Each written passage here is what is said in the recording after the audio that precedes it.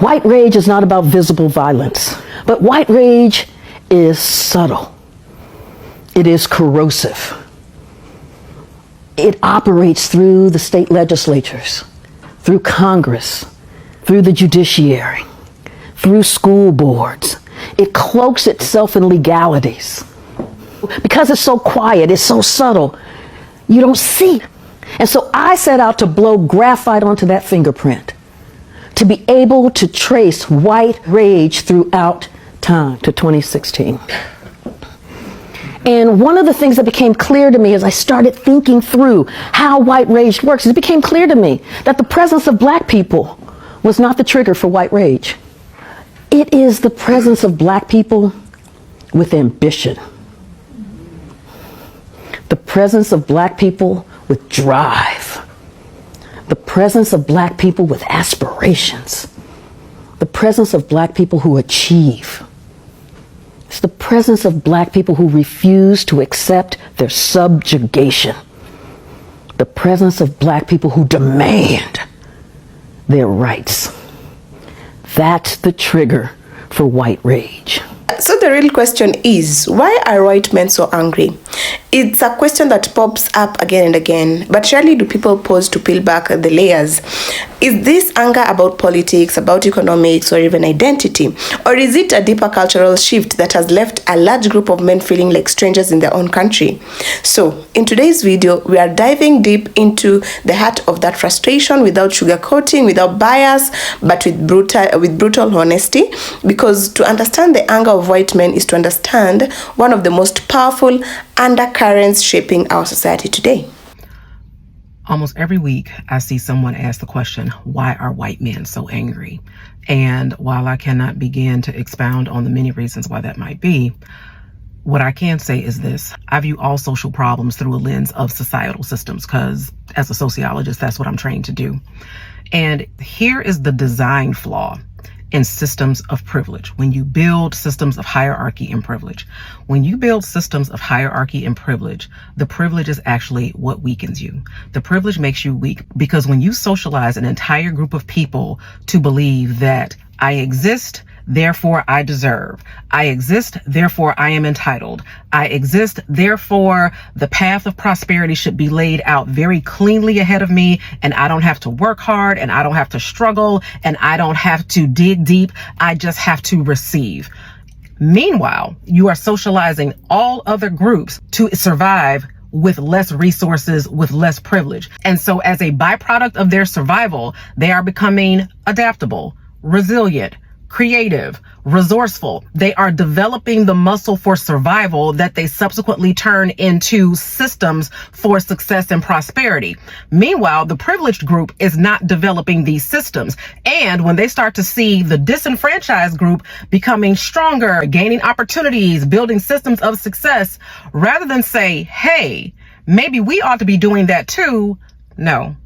Privilege doubles down. Privilege digs deep into the well of anger and grievance and says, you are the reason why I can't be successful. You are taking opportunities away from me and my children and generations. And so now, rather than develop the muscle of resilience, what I'm going to do now is start taking privileges away from you. And now I'm going to start taking your resources, and now I'm going to start burning your house down in hopes that you will get back to where I think you ought to be, which is underneath me. Not realizing that the more you do that, the more privileges you take away, the more systems of success you try to dismantle, you are only making them more creative, more adaptable, more resilient, and more resourceful. Racist fact of the day. The watermelon stereotype about black folks started because black farmers were so successful in selling watermelon and were making a fortune off of it. And so white people resented this success so much that they created this lie and stereotype in order to damage sales and harm black farmers. So really, it was just a racist smear campaign to destroy black businesses. White people attempting to rebrand white rage by co-opting the term black fatigue as though it's a phenomenon they actually experience but only recently found the language to talk about is both dystopianly weird and tragically on brand. The copying, the whitewashing, the centering themselves by playing victim. But what's ironically telling about it is that the concept of racial battle fatigue is not new. It's been around for decades. And the term black fatigue has been used by black people for quite a while. Mary Frances Winters wrote a book that came out in 2020 titled Black Fatigue, and it describes the mental, emotional, and physical exhaustion that black people experience because of systemic racism. Now, notice how black people didn't call that white fatigue, because the purpose is not to assign blame in order to justify bad behavior. It is called black fatigue because it is a harm that black people experience, and so their focus is on addressing and combating that harm. Whereas when white people talk about experiencing black fatigue, they are not talking about a harm that they experience because of black people or anybody else. They are literally telling on their own inability to live in society with black people. And that's not new either. That's a pathology that has existed for hundreds of years, but call it what it is, white rage. Yeah, so at the surface, the anger of many white men is often portrayed as reactionary, irrational, or even dangerous. But labeling it without context misses the bigger picture. And even for decades now, white men were the default, like socially, politically, and even economically. And they held the positions of power, they wrote the rules, and even the world was organized in a way that affirmed the identity. But as the 21st century reshapes global culture, many of those assumptions are being challenged. And we can see that there is the economic factor. The promises of the American dream, and by extension, even Western prosperity, were built on stability. And that is secure jobs, home ownerships, and the ability to provide for a family on a single income. And for many white men, that promise has eroded because manufacturing jobs disappeared, wages stagnated, and even the entire communities that once thrived are now marked by unemployment and even despair. And suddenly, the very system that was supposed to reward hard work feels like it turned its back on them, and that economic wound becomes a seed of anger. Another thing is that there is the cultural transformation. Social progress has given voice and visibility to groups long marginalized: women, black communities, immigrants, LGBTQ people, and others. And for many, that's liberation. But for some white men, it feels like the loss, or like a loss, basically, because not because equality is inherently threatening, but because the cultural spotlight that once validated their dominance now seems to shift elsewhere.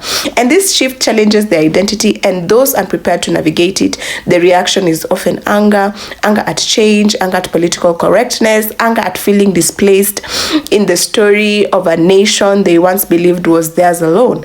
And then there's the political machine that amplifies this frustration. Politicians and media outlets have learned to tap into that anger, framing white men as victims of a system rigged against them.